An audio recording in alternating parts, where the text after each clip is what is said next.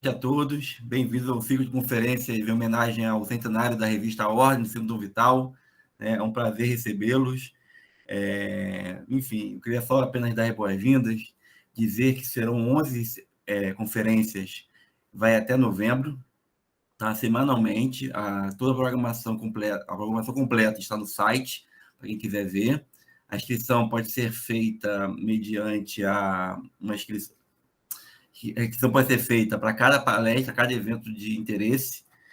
E eu apenas queria, antes de passar a palavra para o Renato, para fazer a abertura assim, oficial do evento, como ele é o novo presidente do Centro Vital, dizer que essas palestras não estão longe de mostrar a totalidade do que foi tratado na Ordem, já que é uma revista com conteúdo muito extenso, né, com uma temática muito ampla, mas vai mostrar, assim, um pouco do que foi tratado lá e fazer-nos pensar sobre o papel que ela teve, né, e pretende voltar a ter um papel também com o retorno da sua publicação nesse ano, né, voltar a palestra é um convite para pensar no que ela foi e do que ela pode ser, né, e também, quem sabe, que instigue pessoas a retomar as suas páginas e a trabalhar com pesquisa na área de história, pedagogia, educação, teologia, né, sobre o que já foi dito lá. Enfim, é só essa mensagem que eu queria passar. E agora, né, mais uma vez, boas-vindas. Obrigado pela presença, inclusive, de outros palestrantes que estão aqui, Juliana, o Liosmar, a Bianca, também a professora Cristiane, né? Então, vai ser um momento de muita troca, espero eu. É isso. Renato, por favor. Muito obrigado, Jefferson. Boa noite a todos. Muita alegria tê-los aqui nesse evento, que é o primeiro evento público que nós organizamos depois da posse da nova diretoria. Eu não poderia deixar claro de agradecer a todos, ao professor Cândido, que falará hoje, mas a todos os demais professores que participarão desse ciclo de conferências, né? Não posso deixar de agradecer, claro, ao Jefferson, nosso diretor, editor da revista Ordem, pela organização. Foi um pouco, né, Jefferson? Foi um pouco assim corrida a organização, mas você conseguiu, de modo assim hercúleo, reunir um grupo muito talentoso de professores, conseguiu montar um cronograma longo, mas ao mesmo tempo concatenado, interessante, quer dizer, sem a sua dedicação, sem dúvida nenhuma, essa série de conferências que precisava se realizar esse ano, claro, é o ano em que a Ordem comemora 100 anos, não poderia ocorrer. Então, obrigado, Jefferson, pela sua dedicação ao centro, aliás, que não é de agora, né? É o que eu sempre lembro.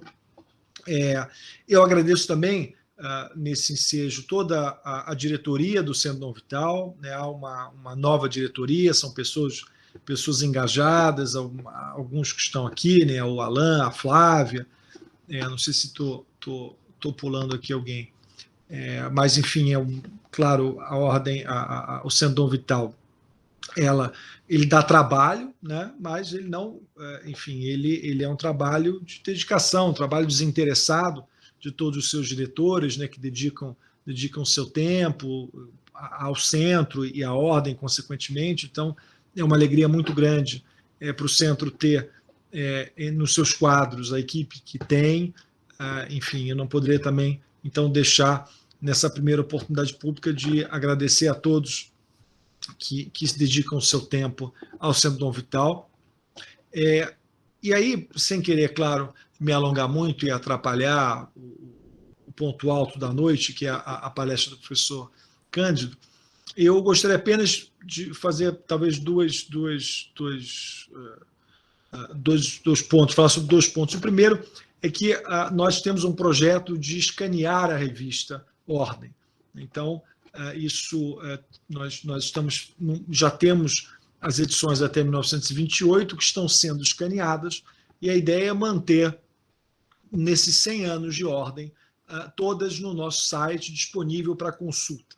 Então, eu não preciso dizer, o Jefferson já lembrou muito bem, acho que isso ficará mais claro à medida que os palestrantes forem fazendo as suas exposições, mas a revista Ordem, ela exerceu um papel muito importante na história, não apenas do pensamento católico, mas da própria intelectualidade brasileira, né? Quer dizer, na ordem se discutiu muito das grandes questões que foram debatidas nos últimos 100 anos no Brasil.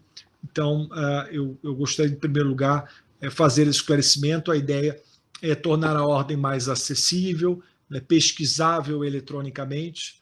Nós começamos com as edições de até 28 e continuaremos em seguida, à medida do que, claro, os nossos recursos permitirem. A ideia é, no período mais breve de tempo, conseguir ter toda a ordem escaneada, pesquisável, de modo a que esse manancial enorme de artigos e enfim, de troca de ideias possa estar disponível para um número maior de pessoas, enfim, que talvez não tivesse acesso a ela, sendo a ordem apenas em papel. Então, essa é a primeira lembrança que eu gostaria de fazer.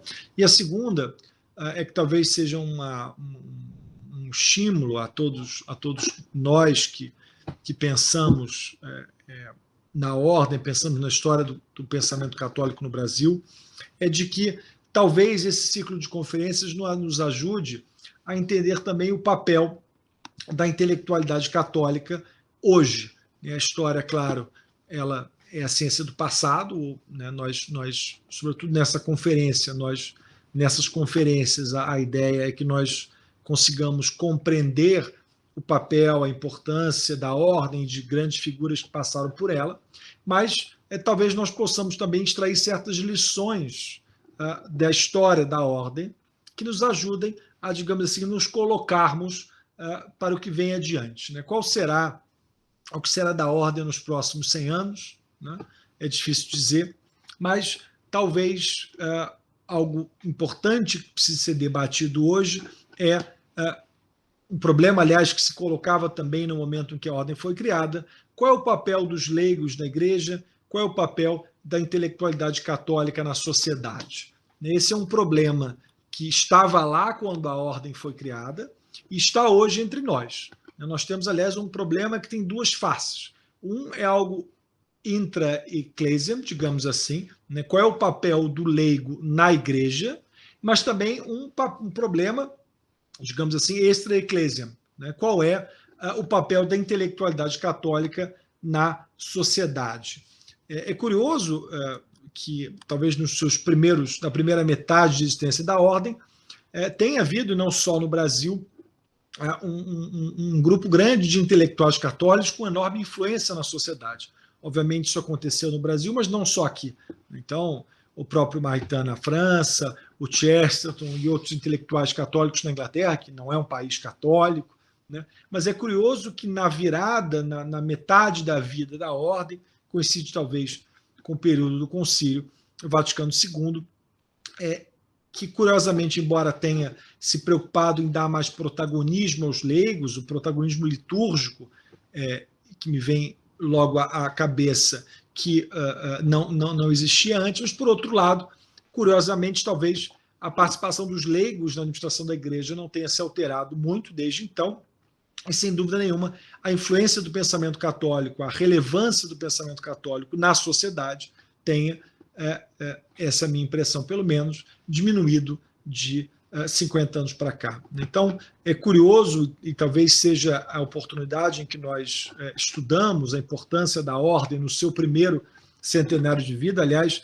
que revista, que instituição no Brasil completa 100 anos de idade, já é enfim, pelo menos para nós, uma efeméride rara no Brasil, mas talvez eu insista, estimulando inclusive os pesquisadores que falarão depois, enfim, e a todos os outros que se interessem pela história do pensamento católico no Brasil, né? Talvez para pensarmos também qual é o papel dos leigos na igreja e qual é o papel do pensamento católico na sociedade. Talvez, aliás, Jefferson, a gente possa usar isso como um gancho para próximos debates, né? Talvez construindo ou aprendendo as lições e a partir das conclusões que talvez a gente possa extrair do que o professor Cândido e os demais pesquisadores falarão nas suas palestras, a gente possa, no segundo momento, discutir, digamos assim, onde nós estamos e para onde nós queremos ir, né? O que mudou de 1922 para cá,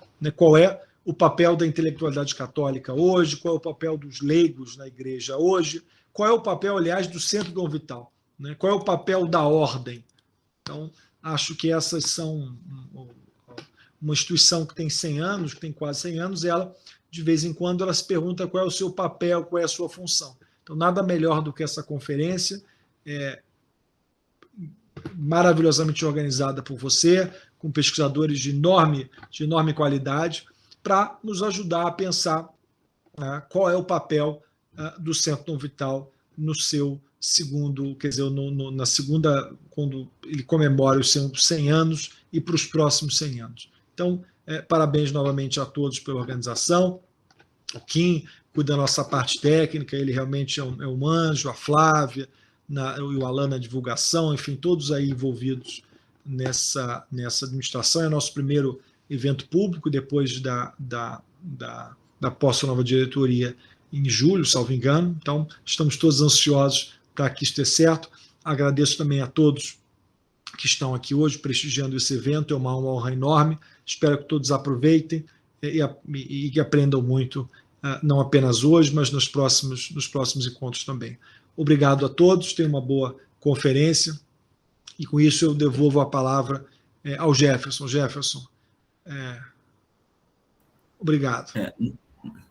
Bom, na verdade, no dia de hoje, nas outras palestras eu vou intermediar também, mas nessa abertura eu convidei o professor Leandro Garcia, da FMG, para ele estar com a gente na mesa e mediar essa primeira mesa. Eu acho que é simbolicamente importante. O Leandro não é um diretor, mas é quase isso, né? Está sempre com a gente, está no nosso grupo do WhatsApp, né? Dando ideia, ajudando, contribuindo com a formação da nova administração do centro e até da própria ordem, que vai ser editada, se Deus quiser, esse ano, né? Eu sei que vocês sabem, só uma complementação que o Renato disse, a ordem ela se manteve na década de 90 e 2000, né? Muitas pessoas não sabem disso, né? A última edição dela foi em 2016. Mas, enfim, por favor, Leandro, faça as honras e o Cândido é todo seu. Boa palestra a todos. Tá certo. Bem, muito obrigado aí pelo convite, Jefferson e Renato.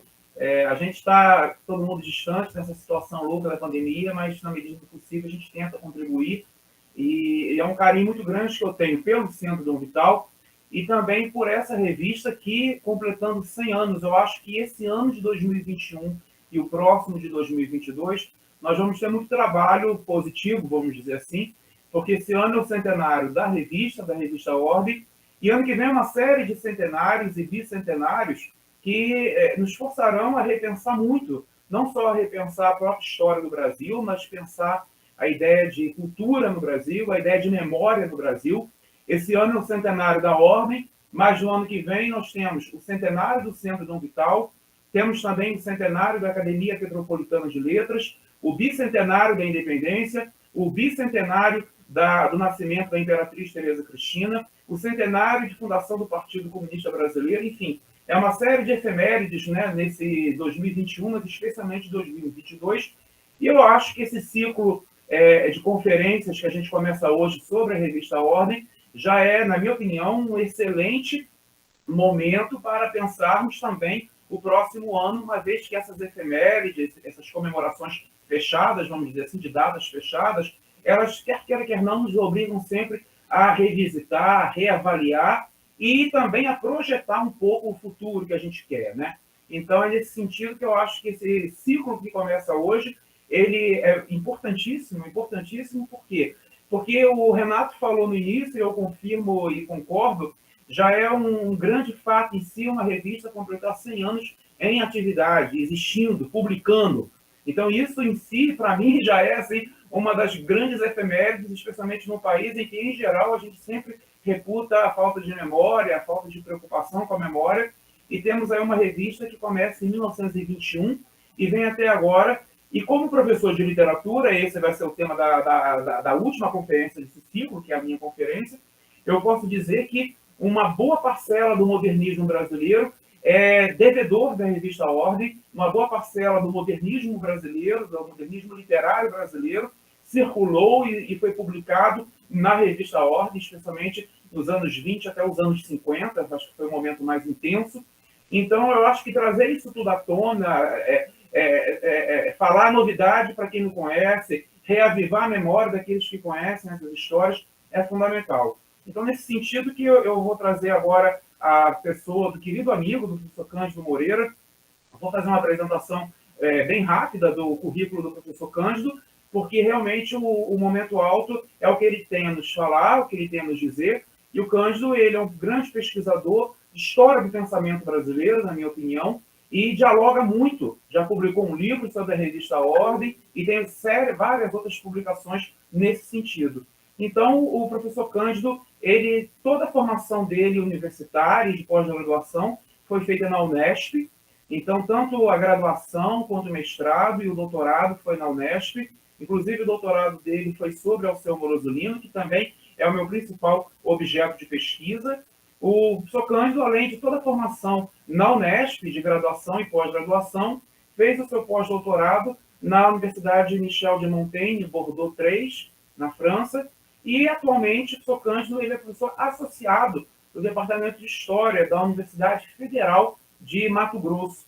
Cândido é não só um amigo muito querido, mas participa comigo de uma série de outras atividades, redes de pesquisadores na área de catolicismo, de pensamento católico brasileiro, de pensamento religioso até como um todo, não apenas católico. E eu acho que é uma pessoa fundamental para abrir esse ciclo, não só pela trajetória intelectual de pesquisa do Cândido, mas especialmente pelo livro dele sobre a revista Ordem, que é um livro, na minha opinião, importantíssimo para conhecermos a história, não apenas do periódico, mas a história do pensamento que gira em torno desse periódico. Então, eu convido a palavra aqui o professor Cândido Moreira, já agradecendo pelo aceite dele e deixando claro aqui para o pessoal que no final da fala do professor Cândido vai ser aberto um momento para perguntas, e aí então eu dou mais ou menos a orientação, a direção para o momento das perguntas. Cândido, fique à vontade, a palestra é sua, o espaço virtual do Centro Orbital é seu, seja bem-vindo. Infelizmente, não estamos no presencial, mas eu tenho certeza que mesmo aqui no virtual você vai conseguir aí quebrar um pouco do gelo eletrônico que infelizmente nos obriga nesse momento da pandemia. Seja bem-vindo, é um prazer muito grande estar aqui à distância contigo, mas ainda assim estamos juntos. Fica à vontade.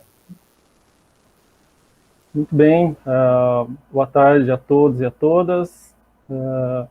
Gostaria de agradecer o convite a mim feito para fazer uma fala neste evento.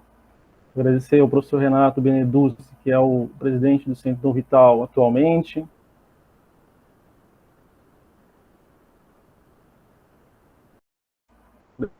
Pelo Leandro, por ter feito a indicação e por todo o contato que nós temos já há um bom tempo.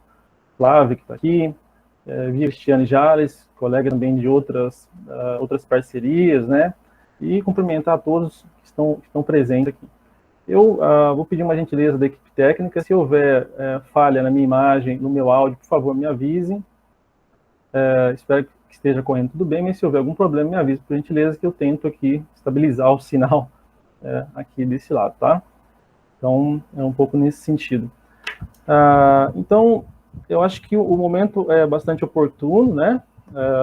Um ano de comemorações da revista Ordem, do seu centenário. Eu ouvindo o professor Renato aqui na fala inicial, me parece que ele diz algumas questões que são fundamentais, né? Para além de considerarmos aqui as nossas pesquisas científicas acerca da revista Ordem, dos seus integrantes, importante seria pensar também como a revista e o próprio Centro Dom Vital se veem, se colocam atualmente na conjuntura nacional e em face da conjuntura internacional, por que não dizer, né? Sempre partindo da perspectiva de que para os historiadores, embora nós estudemos o passado, nós não estudamos o passado pelo próprio passado, que não teria muito sentido fazer isso, né? Tomar conhecimento do passado por si só. O passado nos serve enquanto instrumento analítico, enquanto coeficiente, a partir de uma abordagem científica, coeficiente de verdade. Né?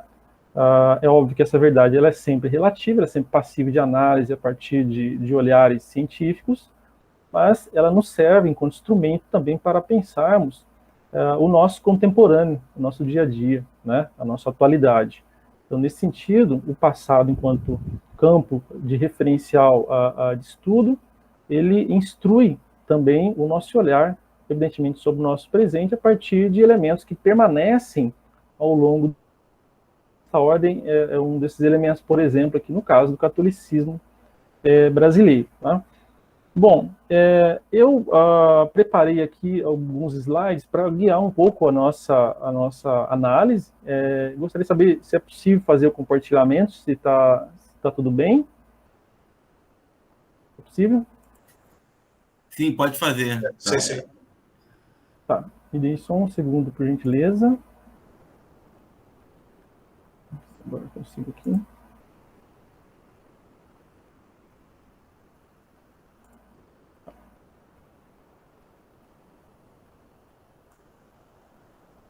Acho que agora vai, né?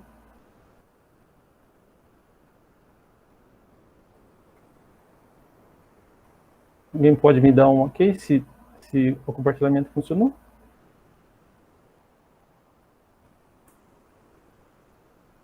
Leandro, já está funcionando o compartilhamento? Agora que entrou a primeira página. Tá, tudo bem, vamos lá então. Bom, então a proposta aqui é falar um pouco sobre a revista Ordem, né, e o que qualifiquei como elite intelectual católica nas primeiras décadas do século XX. Tá? Então, obviamente, aqui eu preciso fazer um recorte analítico, considerando os trabalhos que tenho a respeito da revista Ordem e de um dos seus principais líderes, aí, né, de 28 em diante. Tá? Então, parto, obviamente, aí, do meu trabalho inicial, que resultou do mestrado, né, que é o livro sobre a revista Ordem, e depois também do trabalho que foi feito no doutoramento com a tese sobre o Alceu Amoroso Lima. Alguns de vocês, obviamente, já conhecem esses trabalhos, conhecem esse percurso que eu farei aqui, mas como o público é amplo, é um público geral, então eu estou partindo aqui por algumas referências que talvez para aqueles que já são especialistas sejam referências já conhecidas, digamos assim. Né? Então, eu começaria chamando a atenção para o seguinte fato, né? Nós temos aqui, nos anos 20, então, no período dos anos 20 e 30, além do que já foi mencionado anteriormente, né? A presença de o que eu chamaria aqui de uma elite intelectual católica. Né? Alguns elementos dessa elite intelectual católica eu menciono aqui inicialmente. Né? E por quê? Porque eles são fundamentais para, digamos, que o que eu considero ser um projeto da Igreja Católica para essa primeira metade do século XX, né? Seja do ponto de vista da hierarquia da Igreja, seja do ponto de vista do laicato. Então, são referentes aí. Gostaria de mencionar também que essas referências, esses trabalhos partem, obviamente, de outros diálogos com colegas, como, por exemplo, o professor Guilherme Arduini, a professora Cristiane Jales também, que já tem publicações a respeito. O próprio Leandro Garcia tem uma publicação vasta, né, sobre Amoroso Lima. Também um trabalho de referência sobre a ordem, que é da professora Mônica Veloso, já, assim, já clássico, né? Outras referências como o professor Sérgio Miceli, Scott Manwaring, quem mais? O professor Roberto Romano e outros referentes que me serviram para elaborar um pouco esse pensamento sobre a revista e sobre essa elite intelectual católica nesse primeiro momento do século XX. Né? Evidentemente que depois surgem outros trabalhos, eu mesmo avanço com outras produções, mas vamos deixar isso para depois, para a hora dos questionamentos. Então, me parece que aqui o Dom Sebastião Leme é uma grande referência neste momento, né? É um indivíduo que consegue agregar, quer dizer, grande parcela, ou quase a totalidade da hierarquia da Igreja, e a partir deste movimento, avançar rumo à integração do laicato, digamos que dentro das perspectivas da Igreja. Né? Então, o Dom Leme está preocupado em reestruturar o projeto da Igreja junto à sociedade, junto ao Estado, mesmo porque, neste momento, como vocês sabem, de princípios do século XX, nós temos um cenário, digamos que em termos de geração, que afeta Dom Leme, afeta Jackson de Figueiredo, afeta Amoros Lima, afeta Padre Leonel Franca e um conjunto muito amplo de intelectuais, o mundo todo de modo geral, mas como estamos falando aqui de intelectuais, vamos ficar um pouco entre estes, né? Então, o que é que está acontecendo globalmente, né? Nós temos globalmente o que se chamou de, portanto, uma crise do capitalismo liberal nesses primeiros 20 anos do século XX, e essa crise ela se reverbera ali já na Primeira Guerra Mundial e abre campo aí para, portanto, o que ocorre no cenário dos anos 30 com o fascismo, digamos que avançando no cenário europeu, evidentemente, primeiramente na Itália e depois na sua expressão alemã chamada de nazismo. Tá? Ao mesmo tempo, há também, obviamente, a concorrência, entre aspas, né, da Internacional Comunista, né, que já tem a Revolução Russa em 1917, e a Internacional Comunista é criada um pouco na sequência e, portanto, se expande para o globo terrestre a partir desse centro irradiador que é a Rússia nesse momento, um pouco mais adiante, União Soviética, né? Então, esse cenário é um cenário bastante conturbado, dentro do qual, quer dizer, é uma concorrência de um lado do liberalismo, de outro lado do comunismo, de outro lado das ideias extremistas que vão caminhar para a lógica fascista, e diante desse cenário de guerra, ou de mais de uma guerra, de conflitos, quer dizer, a Igreja mundialmente está se posicionando, se recentrando, digamos assim, e no caso do Brasil isso não vai ser diferente, tá? Pressupondo, portanto, esse diálogo mais próximo com o campo social, né? Então, o que eu observo é que o Dom Leme tem esse papel importante nesse sentido, e essa conjuntura o afeta muito claramente, né? Outro intelectual que também, obviamente, está respondendo a esse cenário é o Jackson de Figueiredo, né? Que é justamente ele que vai levar à frente esse projeto, portanto, da revista Ordem e do Centro do Vital. Não está sozinho, evidentemente, mas é o indivíduo que leva à frente, consegue agregar e que sistematiza, integra, né, articula os intelectuais junto com a hierarquia para, portanto, colocar a revista em circulação, desenvolver a revista enquanto projeto gráfico, enquanto extensão da revista para, digamos que, outras regiões do Brasil, além do Rio, né, há uma expansão muito importante da revista. Eu vou voltar ao Jackson daqui a pouco. A Leonel Franca é outro também importante para a Leonel Franca, né, todos aí conhecem, também nasce, se forma, estuda junto dessa geração. Então nós temos uma geração aqui que é afetada por esse cenário de guerra, afetada por a discussão da laicidade do Estado, que é uma discussão mundial, né? Alguns desses estão vinculados à hierarquia, tem formação em Roma, o caso do Leonel Franca é um jesuíta, né? E depois, dois intelectuais que são leigos, o Jackson de Figueiredo e o Amoros Lima, né? Leigos, entre aspas, digamos assim, né? Então, no caso do Leonel Franca, ele também é um grande agente nesse processo de regimentação dessa intelectualidade e de produção, digamos que, de produção literária, a fim de instruir esse laicato também sobre as temáticas mais variadas, né? Especialmente questões relativas ao mundo moderno. Depois, bom, aqui já muito conhecido de vocês, é o seu Amoros Lima, que é um intelectual, digamos que, já nos anos 20, de grande referência no campo literário, o Leandro conhece muito bem, né, todos vocês conhecem, e que passa por um processo de conversão, né, pelas mãos do Padre Leonel Franca e pelas mãos do Jackson de Figueiredo, tá? Tem um conjunto de correspondências a respeito desse processo de conversão, né? Eu estudei um pouco essas correspondências também, publiquei um texto a esse respeito.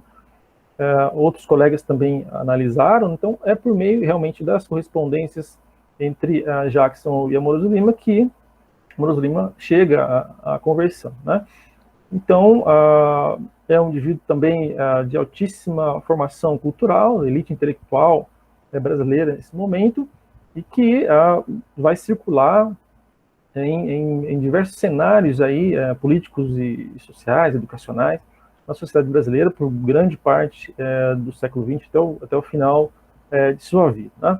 Então, eu arriscaria dizer que, e é isso um pouco que eu trato na tese, né, que o Amoroso Lima é a grande referência, né, a grande referência, que, por vezes, o Guilherme Arduini escreveu um texto interessante, que ele disse que dentro da ordem havia uma série de tensões, né, isso era real, né, e o Amoroso Lima era o editor e, enfim, ele que decidia efetivamente as temáticas que tinham prosseguimento ou não, digamos assim, né? E ele atua em diversas esferas, Academia Brasileira de Letras e uma série de outros campos aí sociais, né? Bom, aí alguns aqui indicadores que eu considero um projeto católico para o Brasil dessa primeira metade do século XX que se desdobram posteriormente, né? O primeiro deles, portanto, a revista Ordem, depois o Centro do Vital, caminham juntos, a Liga Eleitoral Católica mais adiante, na sequência, Instituto Católico de Estudos Superiores, Movimento de Ação Católica, Partido Democrata Cristão. Claro que isso não está tudo premeditado no bom sentido, né? Então a ideia de projeto é a ideia de projeto que vai respondendo às dinâmicas da conjuntura nacional e da conjuntura internacional, a qual a Igreja e os leigos vinculados à Igreja estão muito atentos, né? Então, esses elementos, esses indicadores vão respondendo a essas questões e vão solidificando cada vez mais a presença da Igreja Católica e dos leigos no tecido social. O que me parece muito claro, enquanto na França do momento, quer dizer, tem um cenário de guerra, né, catástrofe, etc., mas você tem uma discussão muito clara no início já do século XX sobre a questão da laicidade do Estado. Os franceses vão produzir uma lei a esse respeito. Então, no Brasil, quer dizer, o período republicano já coloca isso em questão, e o que se percebe aqui é que a Igreja Católica, por meio da hierarquia e por meio dos leigos, ela vai avançar claramente, não para se reaproximar estritamente do Estado, se vincular ao Estado, mas para se fazer presente próximo do Estado e se fazer presente nas diversas esferas sociais, digamos assim. Bom, e aí a revista Ordem vem a público, o Centro do Vital se estrutura. Eu tenho aqui, portanto, o Jackson de Figueiredo, que é o grande referente nos anos 20, né?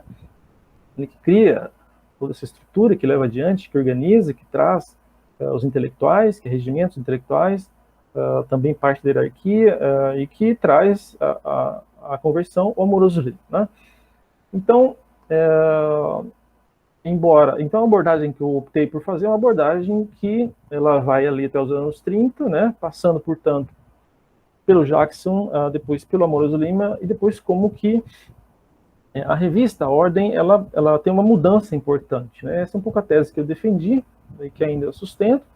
A revista passa por uma mudança, né, dos anos 30, basicamente. Então, muito claramente, o que as fontes me revelaram enquanto historiador, enquanto pesquisador, lendo a revista dos anos 20 e 30, né, praticamente li quase que a revista inteira, né, fazendo análise de conteúdo desses documentos, é que basicamente, à frente da Ordem, você tem matrizes aí que são matrizes europeias, digamos que instruem, especialmente Jackson de Figueiredo, instruem muitos dos intelectuais que escrevem ali, né, nesse momento, seja dos anos 20 ou dos anos 30, né?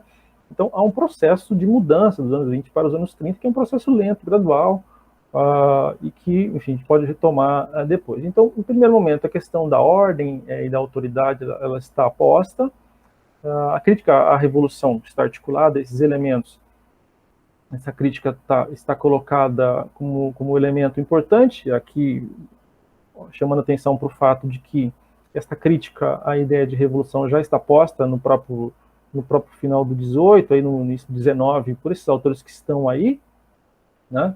Preciso lembrar aqui da Revolução Francesa, a Primavera dos Povos, unificação da Itália e da Alemanha, né? Todo o movimento de avanço das ideias socialistas, avanço das ideias liberais, tentativa de consolidação da democracia no cenário europeu, né? E a Igreja vai reagindo também a isso. Então, alguns autores são fundamentais. Então, como o processo se dá? Então, basicamente, o Jackson ele lê esses autores e esses autores aparecem, às vezes diretamente, às vezes indiretamente, nos seus escritos, e também aparecem aqui a colar nos escritos de outros intelectuais. Então, o Edmund Burke, que é o pensador inglês, é um desses referentes, o Joseph de Maistre é outro referente, sobretudo a ideia da contra-revolução, da crítica básica à Revolução Francesa, ou, de outro lado, sobre a autoridade do Papa, né? O de Bonald está um pouco nessa dimensão, e aí, mais adiante, já no século XX, né, virando o século XX, o Charles Maurras, que é o líder da Ação Francesa, do movimento da Ação Francesa, né? Então, que é também uma questão que precisa ser melhor estudada, essa conexão dos escritos do Maurras, não só com o Jackson, mas com outros intelectuais da revista. Então, esses referentes, perdão, eles atribuem ao Jackson e à revista, de um modo geral, perdão, um caráter de conservação da ordem, digamos assim, de preservação da ordem. Então, diante do cenário de avanço, cenário de interguerras, né, de avanço das ideias socialistas, de instabilidade no próprio Brasil, o Jackson tem uma proposta que é nacionalista, que é católica, que é de crítica às rupturas revolucionárias, e isso está posto, está nas fontes, né? Então, é um pouco nesse sentido. Lembrando que é em 1921 que o Partido Comunista é fundado no Brasil, né? Então, não é à toa que Centro do Vital, Revista Ordem aparecem no sentido dessa mobilização. O Partido Comunista está avançando e a proposta é de uma internacional comunista vinculada à Rússia e depois que se torna a União Soviética na sequência. Bom, avançando aqui. Então, tem todo esse processo. Aí, o segundo momento, onde a ordem está sob a direção de Amoroso Lima. E aí é onde eu observo, quer dizer, por meio das pesquisas que fiz, mudanças importantes ao longo do tempo. Então, de 28 até 38, vamos colocar mais ou menos nesses termos, a revista, tomando assim, no sentido geral, eu não estou particularizando aqui outros intelectuais, né? Ela segue uma postura que é uma postura ainda muito vinculada à ideia da conservação da ordem, da refutação das rupturas e da defesa da autoridade, da crítica da liberdade, e, portanto, até 38 está um pouco nessa dimensão. Depois, lendo a revista, investigando a revista, o que as fontes me revelaram é que essa postura muda, né? E muda por algumas razões específicas. Então, aqui são algumas variáveis gerais, né? Há um engajamento aí mais forte em relação à Liga Eleitoral Católica, há uma crítica muito voraz em relação ao comunismo e também ao liberalismo, há uma mobilização por meio da ação católica, a defesa da educação católica, que aparece muito nas páginas da revista, e aí, em algum momento, começa a aparecer, então, a influência de um pensador que vocês conhecem muito bem, que é o Jacques Maritain, o filósofo francês Jacques Maritain. E como já notado por outros historiadores, essa influência ela já vem dos anos 20, né, na revista, ainda muito pouco estudado isso, mas ali nos anos 20 é uma influência, é uma apropriação dos escritos do Maritain, escritos esses que ainda estão vinculados a uma crítica do mundo moderno, nesse sentido, e quando o Maritain ainda está muito próximo do Charles Maurras, da Ação Francesa, ao lado do Georges Bernanos e de outros. Já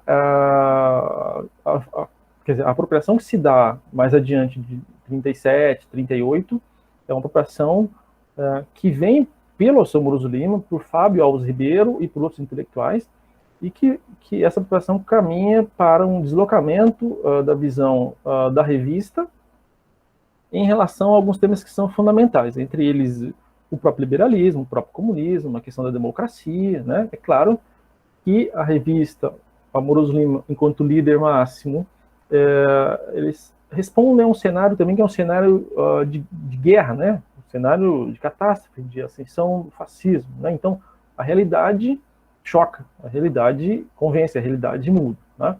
Então, há uma mudança a partir da influência do Jacques Maritain, essa mudança se estende à ideia que se tinha sobre o comunismo e também à ideia de democracia, tá? Eu trouxe um ou dois fragmentos aqui para ilustrar um pouco essa dimensão aqui que a gente está pensando aqui, tá?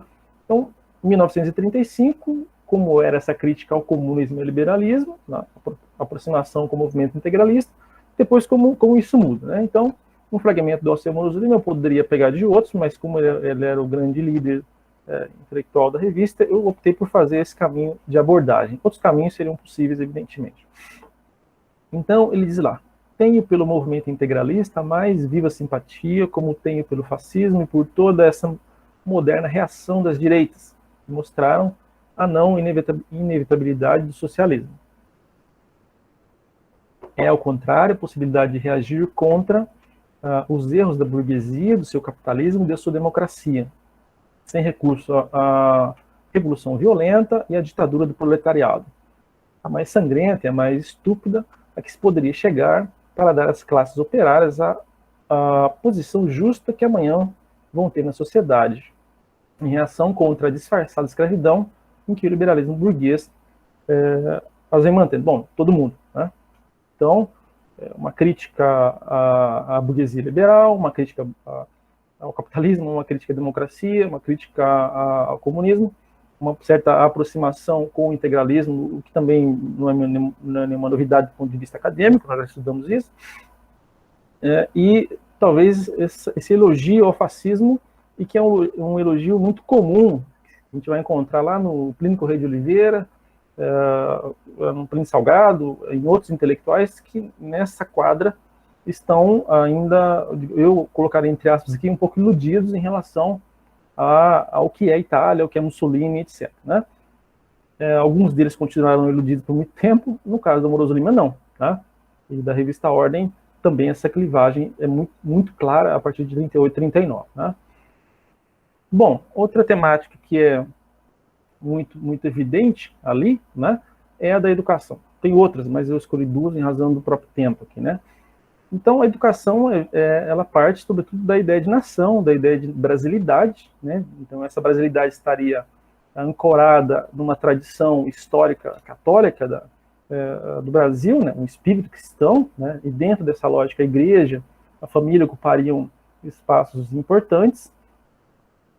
E aí, lembrando que nós temos, no momento dos anos 30, quer dizer, toda a discussão dos pioneiros lá da educação, né, Anísio Teixeira e outros que estão, quer dizer, trazendo uma nova forma de, digamos, mais técnica para a educação no Brasil, e a igreja reage a isso buscando uma visão que se considera por eles mais espiritual, mais humana, mais completa do ser humano, né? Esse debate também é travado nas páginas da revista, muito profundamente, e há um debate que é importante. Há ali também na educação a ideia de uma distinção entre elites e massas. As elites intelectuais, elas seriam responsáveis, portanto, pela condução da nação, né, e a revista defende, portanto, essas premissas, né? Essa formação se faria no ensino básico e superior, e as elites seriam responsáveis por conduzir as massas. A ideia, portanto, de que esse conhecimento mais humano é um conhecimento que ele não deve ser confundido com o conhecimento utilitário, quer dizer, conhecimento não se resume à utilidade, tá? E esse é um pouco o debate que está posto naquele momento, né?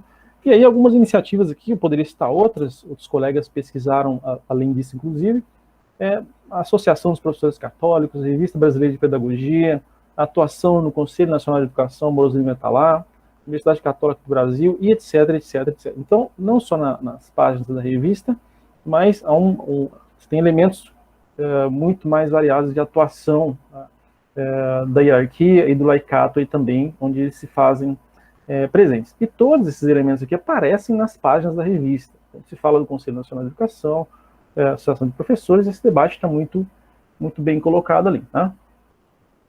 E aí eu já trago aqui um fragmento do Dom Jaime de Barros Câmara sobre educação. Esse fragmento é de 1945, da revista, falando da educação católica e da questão da unidade nacional. Não é novidade para ninguém que o Dom Jaime de Barros Câmara, mesmo nesse momento, ele ocupa ali uma posição à frente da hierarquia da igreja, né? E ele tem ali, bom, o Amoroso Lima tem alguns dissabores com ele aí, tá? Inclusive que precisam ser melhor estudados por meio de fontes mais próprias, tá? Enquanto o Amoroso Lima e a revista Ordem estão avançando por uma linha já mais Jacques Maritain, mais igualdade de direitos e etc., em face do cenário de guerra, ele ainda mantém algumas ressalvas aí, né? Então, um fragmento aqui para você ter uma ideia de como, já em 45, essa ideia da educação está posta, né? Ele diz assim: a introdução do ensino religioso nas escolas brasileiras marcou um grande passo no progresso da educação nacional. É meio eficaz de estreitar os vínculos de confiança e de colaboração mútua entre a escola e a família.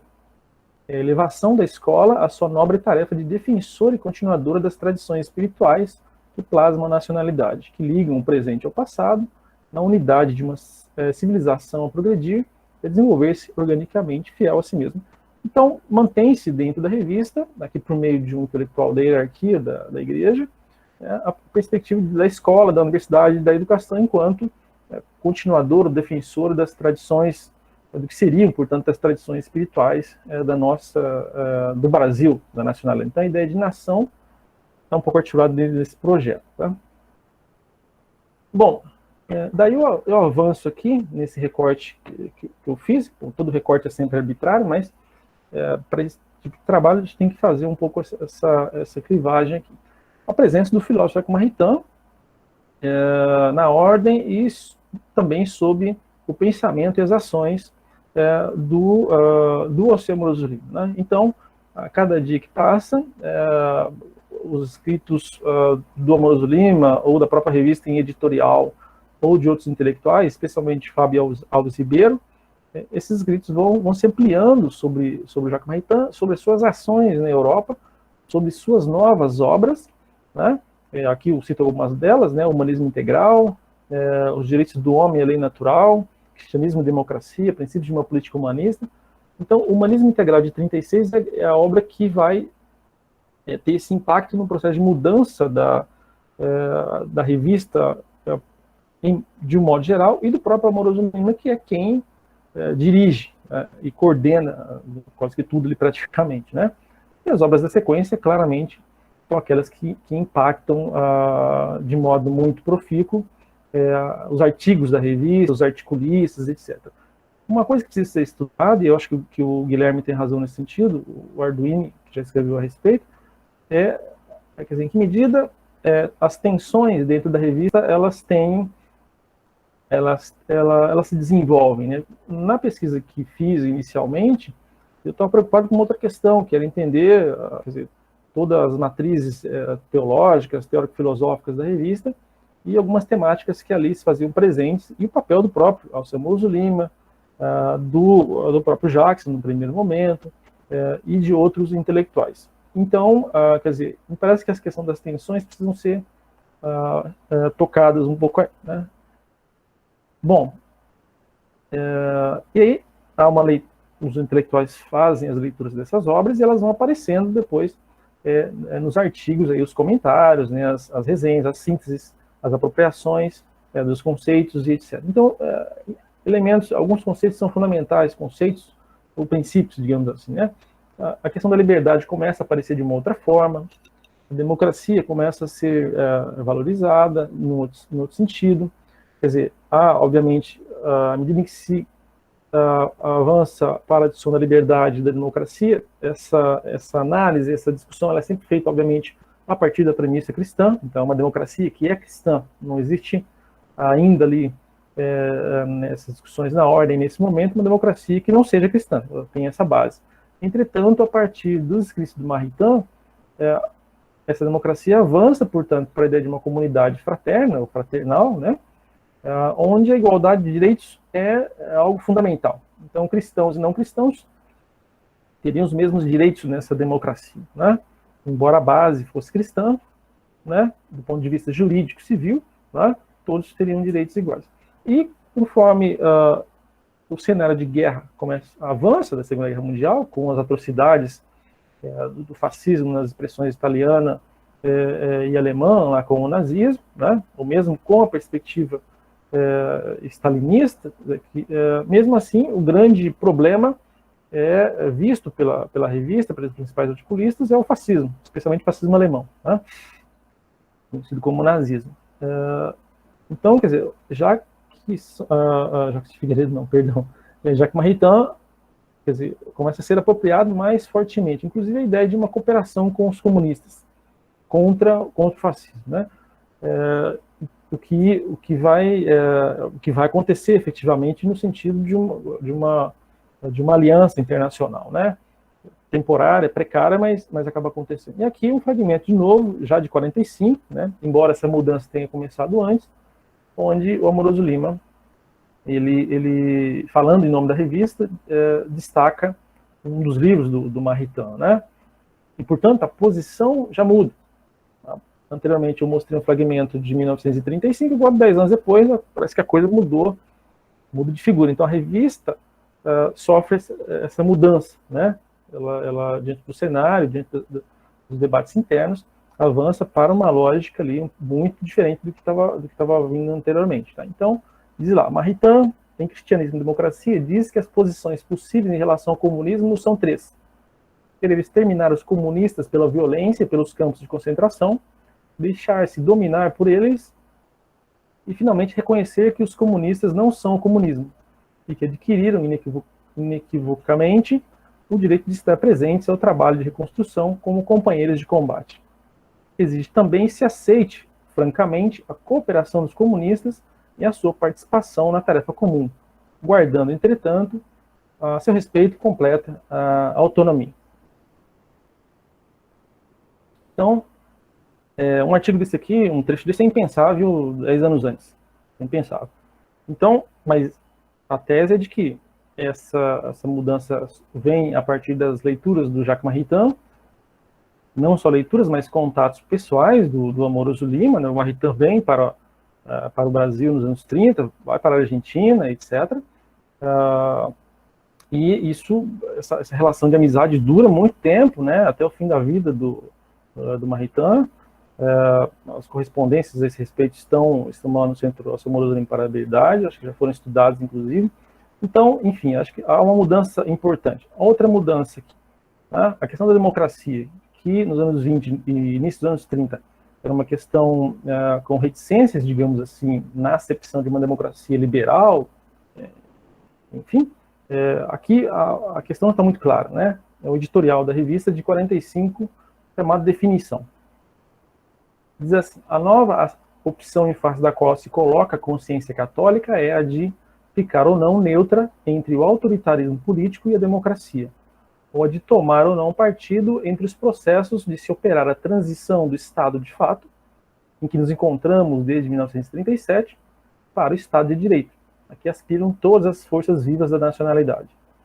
Essa aspiração é tão unânime que a própria ditadura se viu forçada a admitir que não podia manter-se por muito tempo no poder, em face da separação radical que se processou nos últimos anos entre os poderes públicos e a opinião pública, bem como em face da incongruência entre a política internacional democrática e a política nacional, aqui classificada de totalitária, né, pela revista.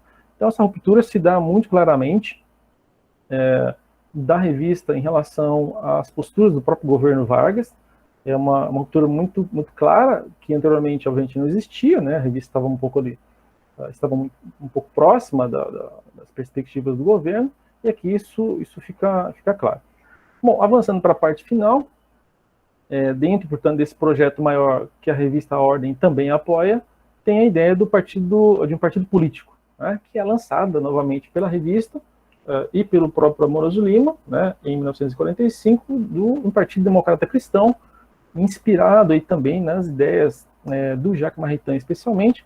O partido não sai nesse momento, né? Aí se trata dessa referência de um fragmento de 45, que é uma proposta de criação do partido, partido sai um pouco posteriormente. Não o partido da igreja, digamos assim, ou da revista, mas integrado pelos católicos e apoiado pela elite católica. Então, caminhando um pouco por fechamento, é um pouco isso. Essas ideias estão um pouco aí nesse primeiro livro, que é o livro A Ordem, uma revista de intelectuais católicos, que é o fruto do mestrado, e depois no Aproximações e Conversões, o intelectual Amoroso Lima no Brasil dos anos 28 e 46, que é o doutoramento. Aí tem algumas produções posteriores, autorais, ou em colaboração com outros colegas, em que tanto a revista, quanto outros intelectuais pertencentes à revista, quanto esses movimentos que nós mencionamos, eles são tratados, né? Então, eu acho que aqui é um pouco uma visão geral da revista nesse período, demarcando sempre esse olhar atento à revista dos seus intelectuais para o cenário concreto, a realidade concreta, né? Eu tenho, obviamente, um projeto da Igreja da Hierarquia que é um projeto para o Brasil, para a nação, mas esse laicato, ele atende esse projeto, mas ele se mobiliza também de formas variadas na revista, né? Então, o cenário histórico, ele pesa, a realidade concreta pesa diante dos seus escritos. E aí, o que eu tentei demonstrar é um pouco essa movimentação de uma revista que tem um caráter, vamos colocar, digamos, de conservar uma determinada ordem nos anos 20 até uma boa parte dos anos 30, e que de 38, 39, do cenário de guerra em diante, ela muda quer dizer, estruturalmente, né, o seu discurso, a prática, a sua visão do próprio comunismo, sua visão da democracia, sua visão da liberdade, e o seu Amoroso Lima é um dos indivíduos que será responsável por essas mudanças. Aí, depois, no período 50, 60, eu confesso que não avancei nesses estudos, a Cristiane Jales avançou, o Marcelo Timóteo também, o próprio Leandro e outros colegas, em que analisam a revista diante de um cenário já de ditadura civil-militar e outras dinâmicas, tá? Então, meus caros e caras, é um pouco isso. Aqui tem algumas referências, mas eu sei que vocês não vão gostar de vê-las, né? Então, chamo atenção para esses pontos, né? Espero ter podido contribuir em alguma medida com a discussão sobre a revista Ordem, sobre alguns dos seus integrantes, especialmente o próprio Amoroso Lima, que eu conheço mais de perto. Na fala não tenho realmente a pretensão de ser, quer dizer, totalizante, a proposta não é essa. Notei também aqui na programação de vocês que vocês têm um conjunto de mesas posteriores que tocarão em alguns intelectuais ali da revista, e outros que são pessoas fundamentais e que, portanto, vocês estão muito bem servidos aí posteriormente com outros colegas que virão. Eu só tive aqui a intenção de traçar um panorama um tanto quanto geral para vocês. Me coloco à disposição de vocês agora para as questões, se vocês assim julgarem razoável. Muito obrigado. Obrigado pelo convite. Excelente, excelente, muito bom, Cândido. Obrigado mesmo. Uma pena a gente não estar perto para bater palma de perto, que a ideia justamente de convidá-lo para essa abertura do ciclo era essa mesmo, era dar uma panorâmica da revista, embora não tem jeito, a gente tem que fazer um recorte temporal, temático, é difícil, né? Ainda mais uma revista com 100 anos, né? É difícil falar sobre tudo, muito complicado. Mas muito obrigado pela sua fala. Eu achei muito interessante um desses tópicos que você colocou aí, sobre que a década de 30 revelou um novo olhar com o comunismo, sobre o comunismo. E aí, o pessoal agora, estamos abertos aqui às perguntas ao professor Cândido, mas, claro, quem quiser abrir a câmera e fazer a pergunta diretamente a ele, não tiver à vontade, pode fazer no chat, que eu leio o chat para ele. Mas antes disso, enquanto o pessoal vai se organizando e pensando nas perguntas ao professor Cândido, eu já começo, Cândido, o seguinte, eu realmente fiquei interessado nessa coisa, desse novo olhar sobre o comunismo. Eu estou lembrando aqui que o Centro Dom Vital de São Paulo, é interessante que a gente muito pouco conhece sobre os outros núcleos do Centro Dom Vital, talvez um pouco mais sobre de Juiz de Fora, porque isso já foi publicado, a correspondência do Henrique Ardrives, que era o diretor do Centro Dom Vital de Juiz de Fora, com o doutor Alceu, então a gente tem uma certa ideia. Mas, por exemplo, o Centro Vital de São Paulo ele foi muito ativo e ele foi muito ligado aos frades dominicanos. Tanto que durante mais de 10 anos, a sede do Centro Vital de São Paulo foi no convento dos dominicanos, nas Perdizes. E nesse momento, em 1947, os dominicanos de São Paulo convidam o conhecido Padre Lebré, famoso Padre Lebré, daquele movimento Economia e Humanismo, que era dominicano, inclusive. E o Padre Lebré tem uma passagem pelo Rio de Janeiro, ele dá algumas conferências no Centro Vital no Rio de Janeiro, se hospeda no convento dos dominicanos no Leme, no Rio de Janeiro, mas ele passa 3 meses em São Paulo, hospedado no convento de São Paulo e com um contato quase não, semanal com os membros do Centro Vital de São Paulo.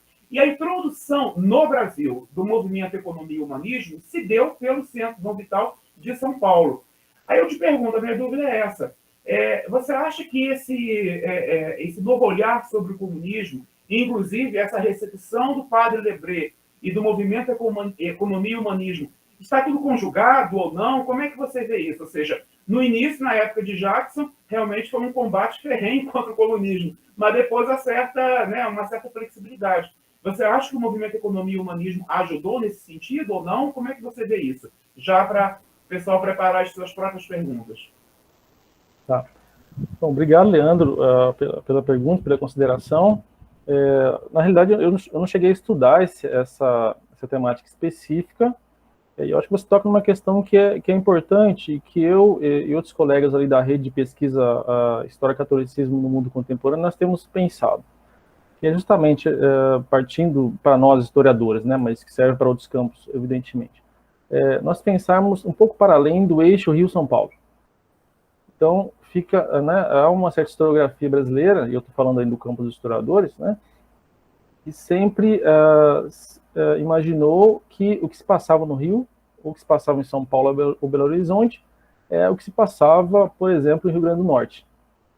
E não era muito bem o caso. Nós temos demonstrado isso, por exemplo, em relação à própria atuação de intelectuais católicos em outros espaços, aqui no Mato Grosso, com o Renato lá, a gente estudando o Rio Grande do Norte, em Natal, né, que todo mundo acha que a discussão, o levante comunista de 35 aconteceu no Rio de Janeiro, né? Mas, na realidade, ele começa em Natal, Rio Grande do Norte, né? Onde você tem uma briga violentíssima entre os católicos e os comunistas, né?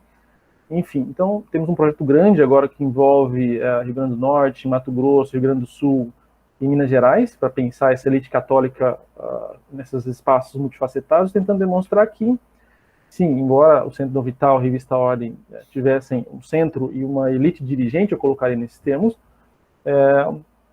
as regiões operam em relação a essa elite dirigente, mas com uma certa autonomia.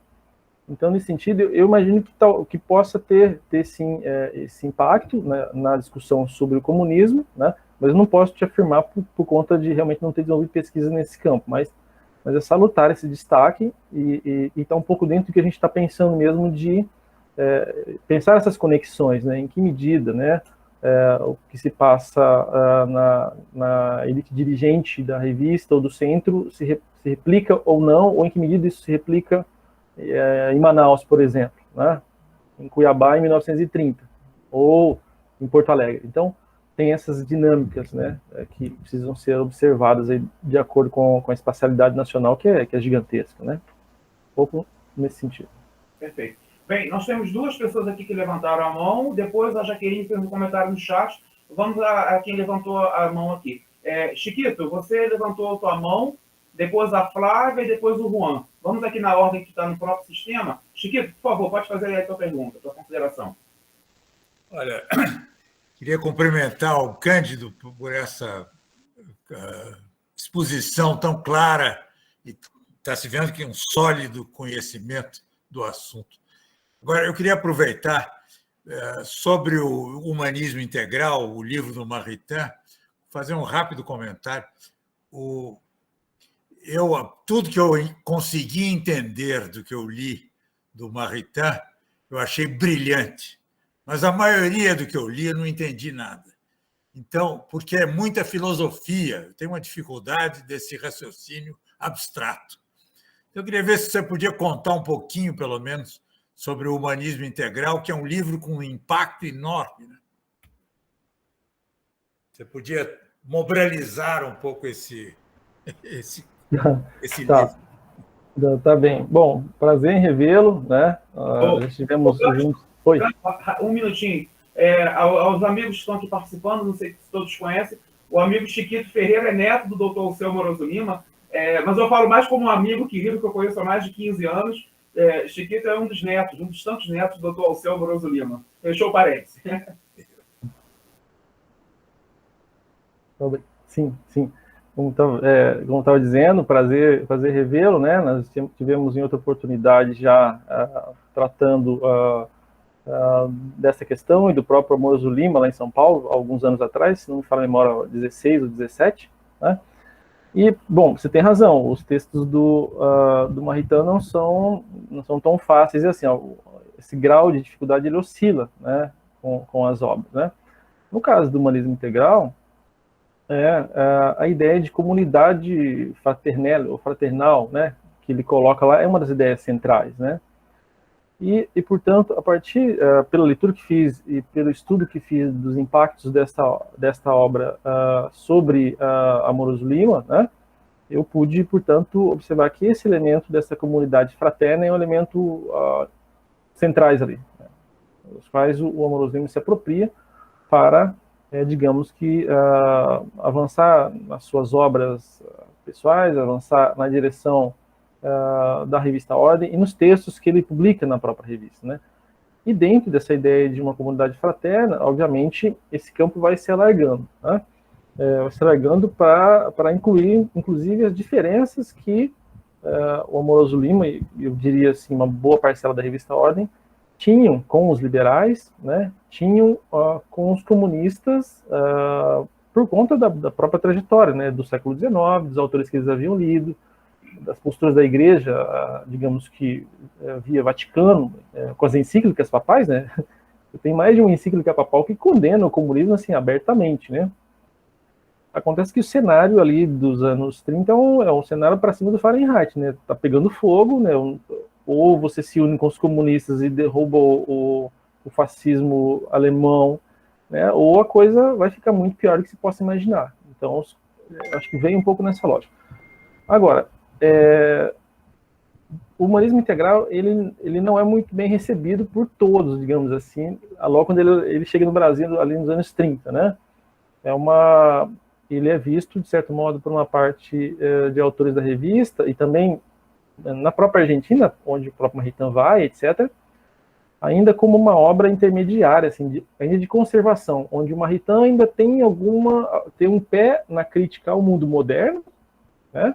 Um pé na crítica ao comunismo, ao liberalismo, à burguesia, etc., mas já apresenta um avanço, uma mudança de perspectivas de uma concepção de democracia mais ampla, onde essas diferenças políticas, digamos que pudessem ser incorporadas, né? E aí as obras sequentes do Maritain serão importantes para esse processo. Então é um pouco nesse sentido, né? O Cristianismo e Democracia, eu acho que é o livro mais ali que tem um impacto mais profundo, né?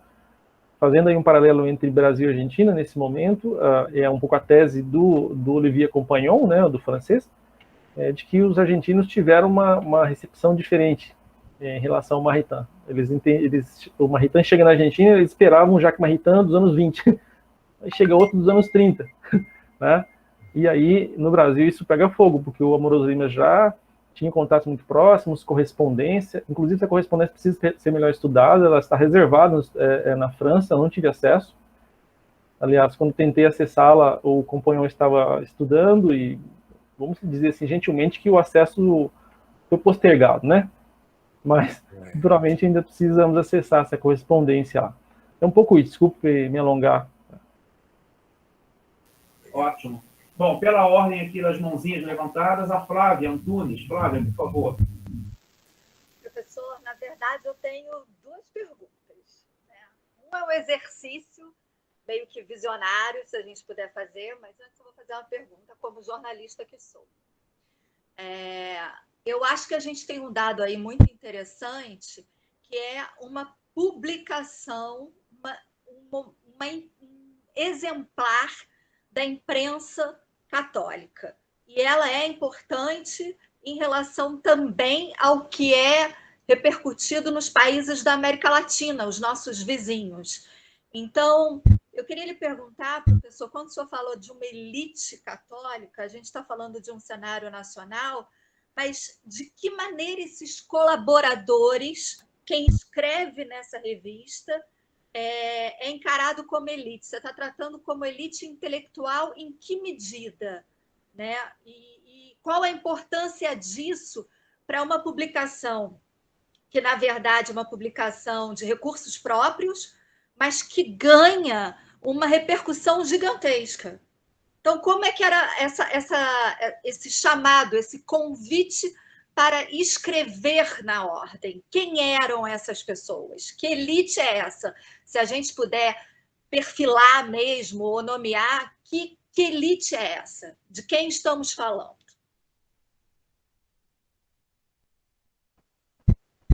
Oi, agora sim. Tá bom, obrigado, Flávia, pela pergunta. Vocês me ouvem bem? Estou ouvindo um ruído aqui.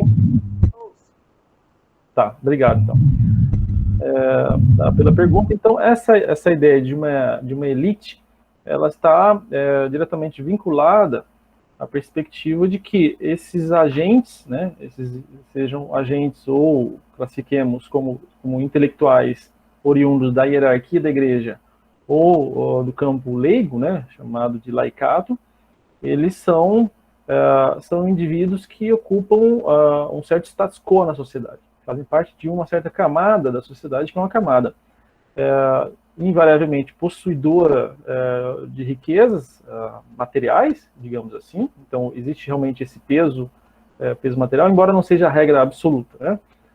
De outro lado, essa elite, ela possui um capital, vou usar aí o Pierre Bourdieu, né? Um capital cultural bastante elevado, né? O caso do Amoros Lima é um desses casos, né? Um crítico literário fantástico. Então, depois, outros indivíduos que poderíamos nomear. O próprio Jackson de Figueiredo, que articula esse movimento junto com o padre Leonel Franca e com o Dom Leme, que também fazem parte digamos que da alta cúpula da Igreja Católica.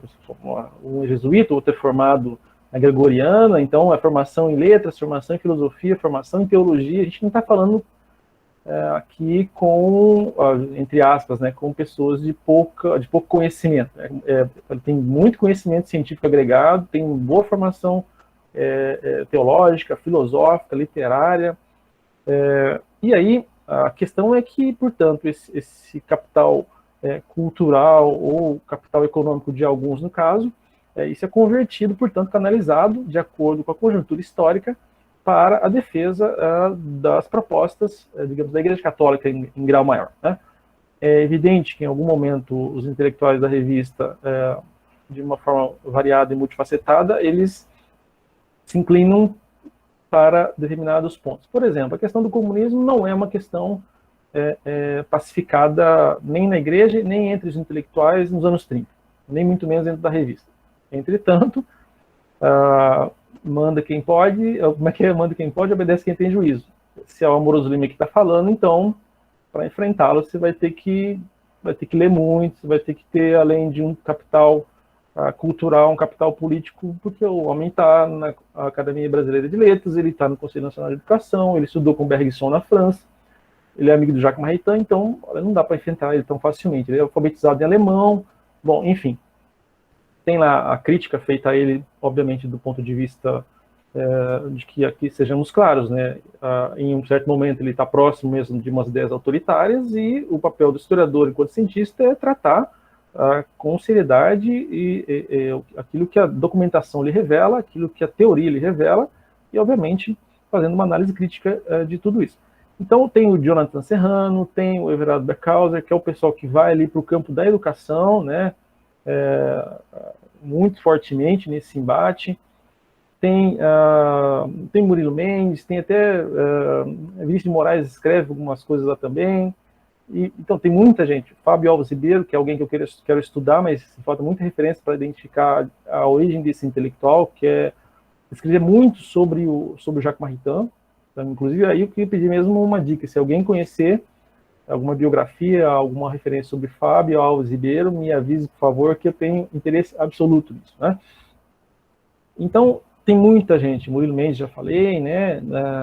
Tem da área de letras, tem muita gente da área de biologia, da área de direito. Direito é muito forte nesse campo, né? E, obviamente, a Flávia faz um destaque importante.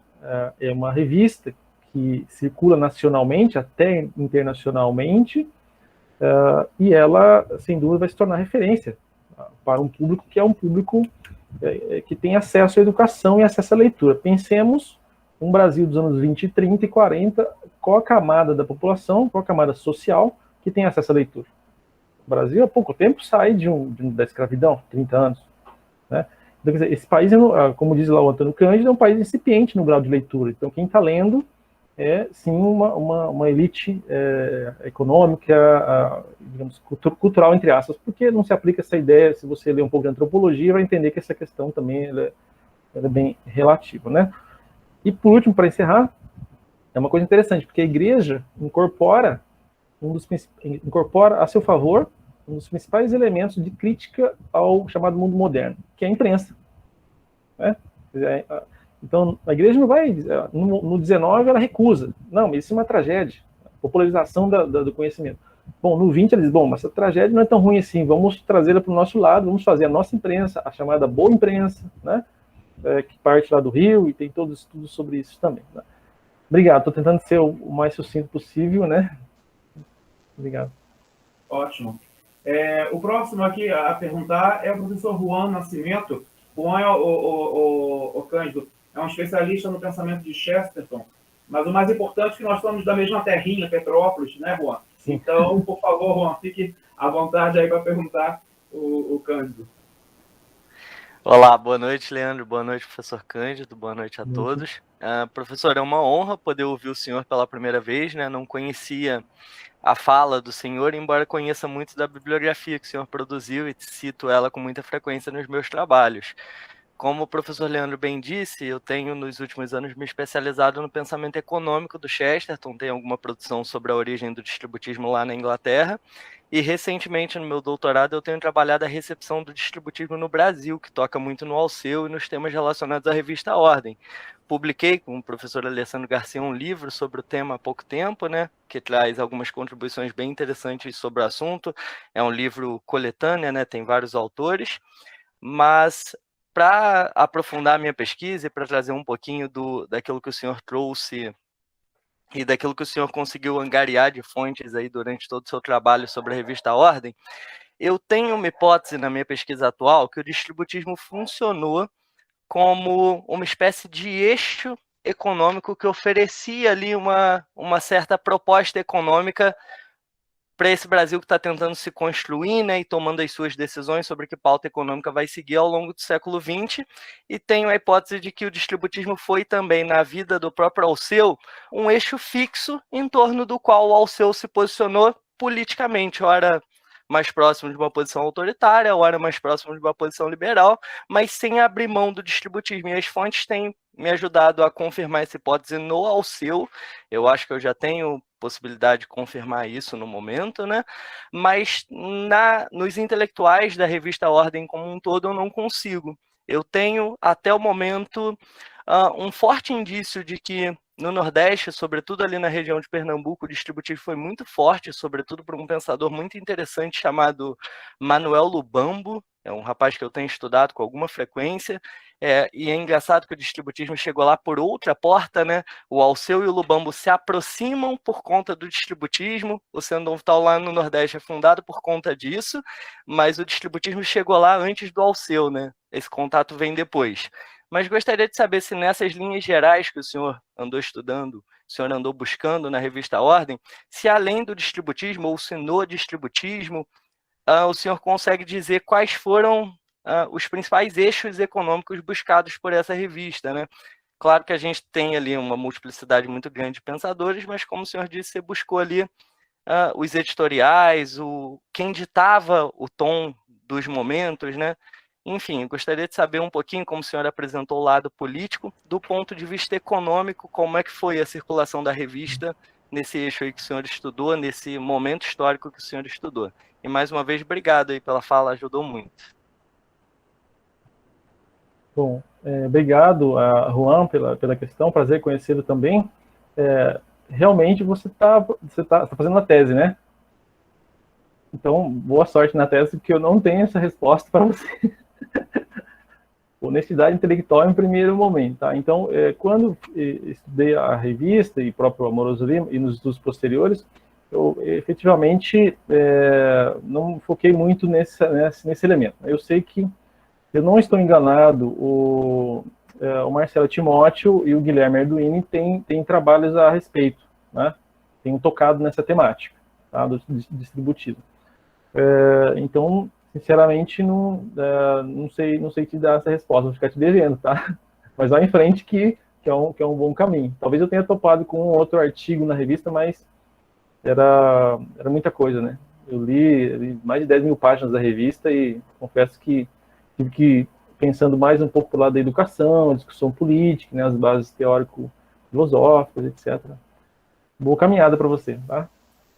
Deixa eu só fazer um adendo, um ponto legal para a gente compreender o distributismo lá na ordem, é uma chave de leitura que eu encontrei no artigo do Alceu, em um jornal de grande circulação lá na década de 50, no qual ele assume que o distributismo no Brasil ganhou vários outros nomes, mas quando ele está falando, por exemplo, de humanismo integral, o que ele está querendo dizer é distributismo.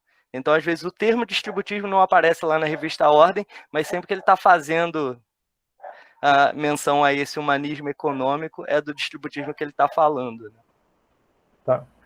Só uma dica teórica para você, atenção com as memórias e atenção com os escritos posteriores, porque os intelectuais, eles não agem, digamos que, fortuitamente, tá? Então pode ser que ele escreva uma coisa nos anos 30, bom, mas lá para 50 ele fala, não era muito bem isso, ou era isso que eu queria dizer. Bom, nem uma coisa nem outra, então atenção para não ser levado pelo discurso do seu objeto de estudo. É perfeito isso, porque, na verdade, o pensamento, na minha opinião, não é linear, né? Ou seja, o pensamento ele é assimétrico, ele sobe e desce. Eu acho que o interessante que a gente está discutindo aqui, não só hoje, como no próprio ciclo vamos discutir, é justamente essas mutações do pensamento brasileiro e como que a ordem foi um locus espetacular para se discutir essas mutações do pensamento brasileiro, né? Então, mas vamos caminhar aqui. Agora é a professora Cristiane Jales, professora da Federal de Juiz de Fora. Cristiane, seja bem-vinda. Cristiane é conhecida nossa, amiga, já estivemos em bancas, né, Cristiane? Não tem bancas juntos. Sim, sim. Olá, tudo bom? Amiga de banca, fica à vontade, Cristiane. Deixa eu abaixar minha mão. Boa noite a todas e todos. Cândido, parabéns, excelente, como sempre, assim, muito obrigado, prazer revê-lo, saudade, né, muito tempo que a gente não se vê, a todos, né. A minha questão para você veio na hora da sua apresentação. Você acha que a recepção que é feita nesses dois primeiros momentos, né, que você narra da história da revista A Ordem, desse pensamento político conservador e reacionário, que eu vou chamar de um pensamento antiliberal, né? Momento de avanço do antiliberalismo no Brasil, no mundo, no Brasil e no mundo. Você acha que eles, de alguma forma, a recepção que eles fazem tem alguma originalidade? Ou é uma imitação do pensamento antiliberal que está sendo desenvolvido e vinculado na Europa? Obrigada novamente, adorei. Tá. Bom, obrigado pela questão, Cristiane. É um prazer revê-la, né? Faz um tempo que a gente não se vê, mas realmente é um prazer a gente ver. Nós temos, para quem não sabe, uma coletânea publicamos em conjunto, né? Capítulos, etc. Então, a gente é uma grande conhecedora do catolicismo no Brasil, dos intelectuais, né?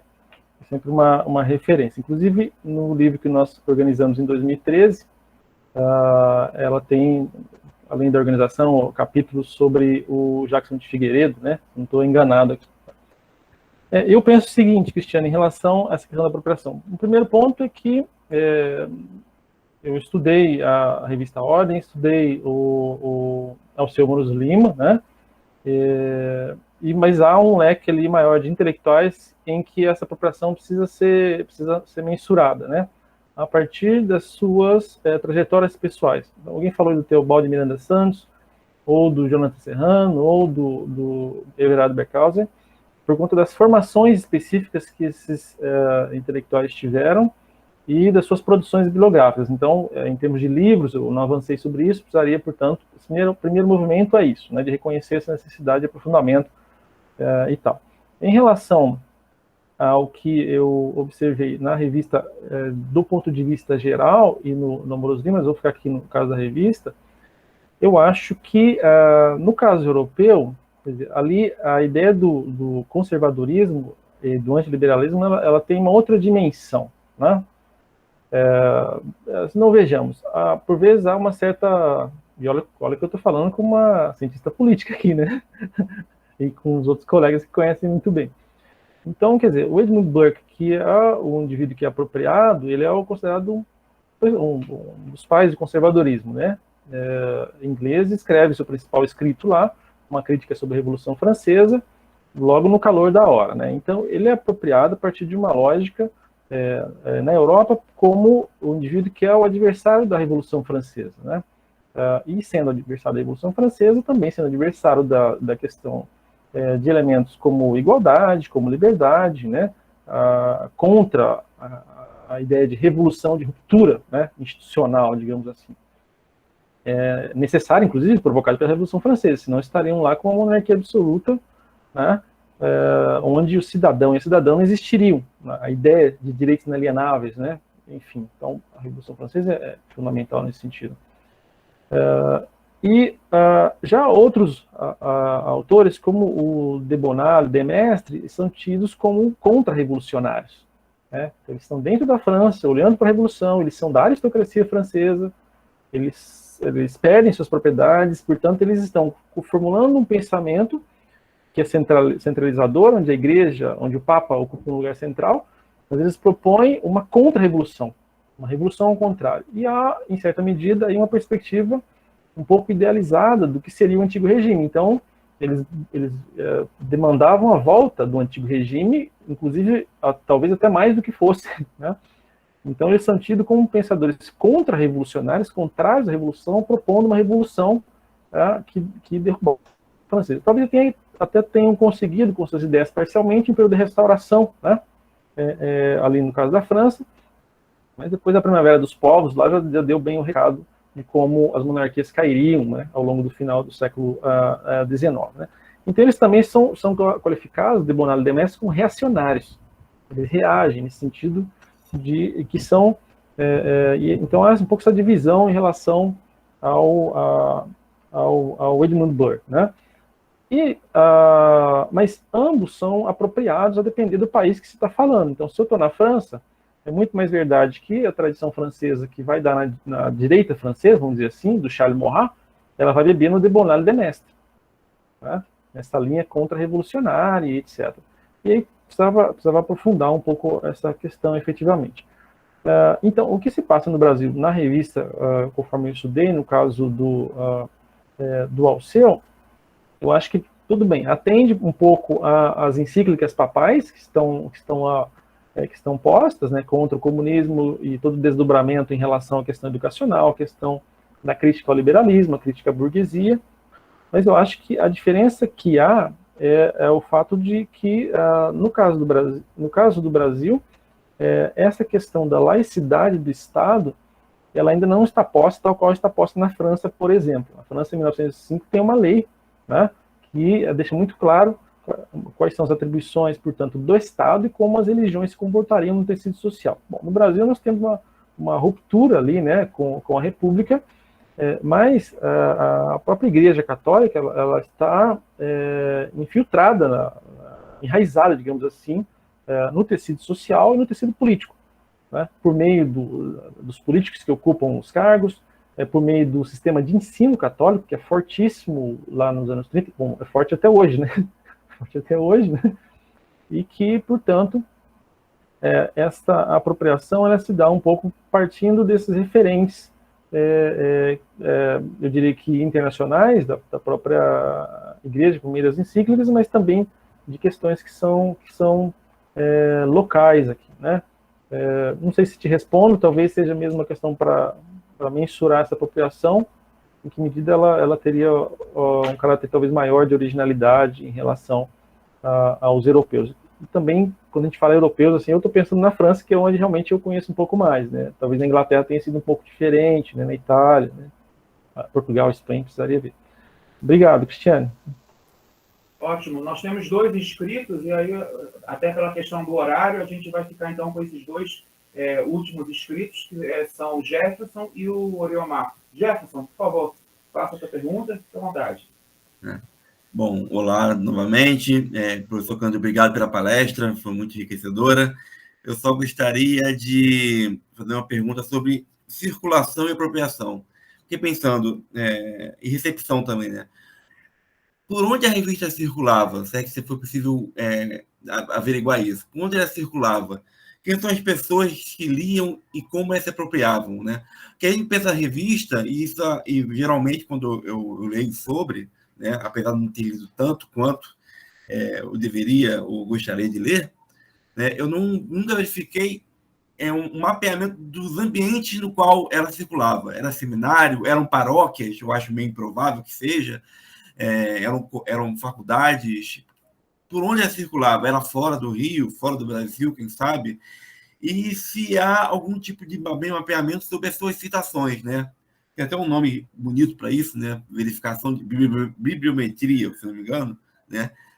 A ordem era citada, né? Era apropriada por trabalhos acadêmicos ou por críticas políticas, não sei, né? Então é isso, né? Por onde circulava, quem se apropriava dela e como se apropriava, e se isso foi possível de verificar. Tá? Obrigado pela atenção. Tá. Obrigado, Jefferson, pela questão. Eu confesso que assim, nas minhas pesquisas de mestrado e doutorado, não avaliei essa questão, portanto, da apropriação e da recepção. A circulação a gente conseguiu observar. Assim. E agora a gente está avançando, como eu disse inicialmente com outros colegas, para pensar os intelectuais católicos nos anos 30, uma perspectiva mais ampla, mas também nesse sentido que você está colocando da apropriação. Então, por exemplo, ali, o trabalho que o Renato tem levado à frente, Renato Amado Peixoto, lá na UFRN, né, que faz parte da rede de pesquisa a qual eu coordeno, tem demonstrado, por exemplo, que a revista, a Ordem, muitos dos seus escritos eram incorporados por uma camada política mais que tinha o catolicismo como vínculo religioso, né? E que estava, se formos pensar nesse extrato de direita e esquerda, um pouco mais próximo da direita, vamos dizer assim, né? E, por exemplo, lá no Rio Grande do Norte, então, por exemplo, você pegava, saía a revista Ordem, ela circulava ali na hierarquia da igreja, circulava nas camadas políticas, né, e mais à direita, e, por exemplo, eles replicavam artigos da revista Ordem dentro de alguns periódicos laicos, entre aspas, ou periódicos tidos como de inclinação religiosa. Por exemplo, o chamado lá em Natal, o jornal A Ordem. Inclusive, nesse ano de 2021, eu e Renato publicamos um artigo na revista da Unicinos, onde nós tratamos essa discussão um pouco, né, de como, portanto, eu faço a parte mais de discussão nacional e ele faz a parte desse diálogo regional. Então, se demonstra como artigos da revista Ordem, editoriais, eram replicados dentro de um jornal chamado A Ordem. Então, eu fiquei com a parte da revista A Ordem e ele com o jornal A Ordem. E, então, se dá nesse sentido. Eu presumo que esse seja um método meio nacional, mas não estudei, acho que aí também é uma tese, né? Uma tese interessante a ser tratado. Encontrei aqui em Cuiabá, onde eu resido atualmente, pesquiso, né?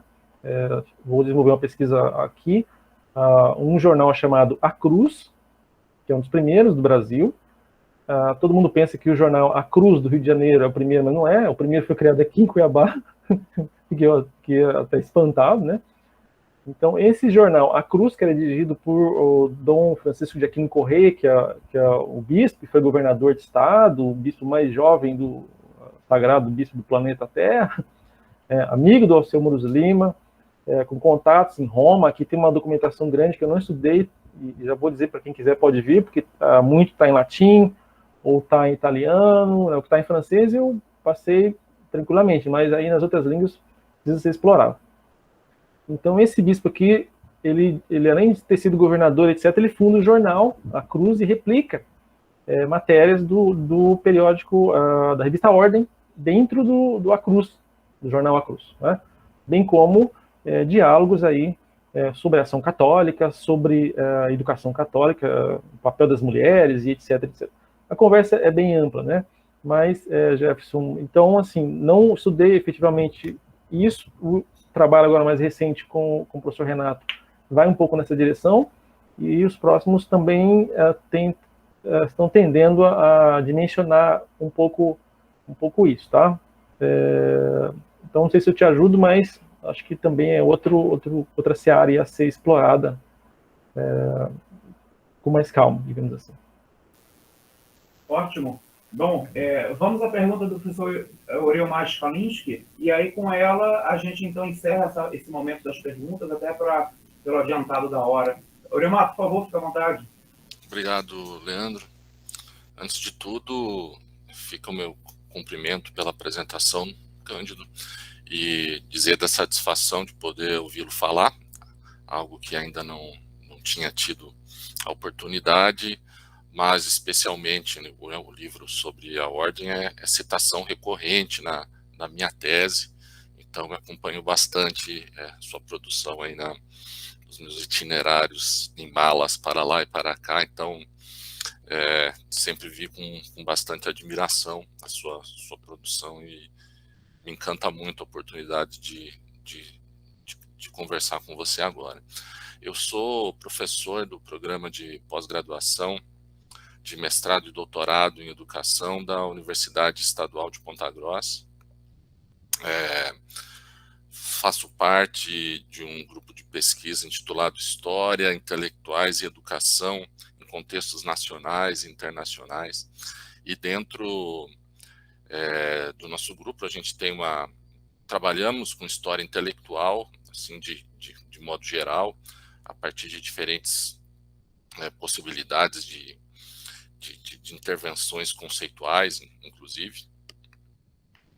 E no que diz respeito às questões temáticas, nós também trabalhamos numa divisão com intelectuais católicos, então nós já temos entre teses e dissertações trabalhos defendidos sobre o Leonel Franca, o Everardo Backhäuser, sobre o Dom Helder Câmara, um trabalho em vias de se concluir sobre o Teobaldo Miranda Santos, e a minha tese, que é sobre o Alceu Amoroso Lima, que eu trabalho com a ideia de renovação de pedagogia católica, e, em síntese, defendo que a proposta dele ela tem um espírito católico e um corpo secular, na medida do diálogo com a escola nova. Então, apenas me apresentando, né? Mas eu gostaria de pedir para o professor se poderia, por gentileza, retomar um ponto que passou assim rapidamente na sua fala, qual seja o dos dissensos entre Alceu Amoroso Lima e Dom Jaime Câmara, porque é recorrente na literatura haver menção a algum estremecimento, vide em 42, né, então o falecimento de Dom Leme, então nessa sucessão ali, para o Amoroso Lima, Dom Leme era o maior de todos os brasileiros, né, isso está nas páginas da ordem, né, e daí já em 48, o falecimento de Leonel Franca também. Eu queria saber se de repente o professor poderia mencionar, assim, se há um núcleo assim, acerca desses dissensos, até porque já ali, então, né, em 1950, o seu Moroso Lima vai ter sua experiência na América, né, na União Pan-Americana, e me ocorre, né, e eu não sei se de repente pode ter esse ímpeto de ir à América, ter a ver, quem sabe, com algum tipo de dissenso, algum desalinhamento ali, nesse ínterim de 45, bom, com a presença do Franca, não sei, né, mas talvez 48, 50, dele com a hierarquia da igreja, ou se não há, repito, assim como eu vejo na maioria da literatura, algo que é mencionado, mas não exatamente sistematizado, parece que fica um tanto encoberto, se não negado jamais, mas talvez denegado, e isso me chama bastante atenção. Então, aproveitando a experiência e o conhecimento do professor, se puder me ajudar, assim, nessa questão que eu tenho, eu agradeceria muito, professor Cândido. Tá. Bom, obrigado, Leomar, pela questão e pela consideração. Prazer te conhecer também. Parabenizar pelas produções que tem levado à frente, né? Pelos estudos e pelas orientações.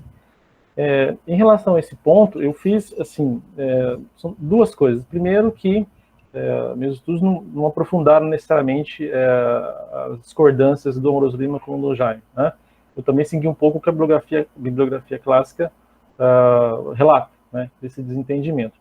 Eu fiz questão de colocar aqui nos fragmentos um fragmento do Dom Jaime, de 45, né, falando da educação. Isso foi um pouco proposital. Então, o que eu pude observar, mas não avancei, e aí são pistas que vocês estão levantando, que são pistas importantes de serem pesquisadas, é que essa questão da referência ao Dom Leme é um ponto importante. Quer dizer, a hierarquia da igreja, ela começa me parece que tem uma outra inclinação que não era a inclinação que o Amoroso Lima esperava, nem os mais próximos ali do Centro Dom Vital e da revista Ordem, porque eles me parece que caminham, e aí eu acho que falta estudar isso efetivamente. Eles caminhavam já para uma perspectiva de uma pluralidade democrática na sociedade brasileira. Já haviam criticado abertamente o governo Vargas, rompendo ali oficialmente, coisa que a hierarquia não havia feito, talvez não pudesse ou talvez não quisesse fazer, mas os intelectuais leigos foram de peito aberto e escreveram, né?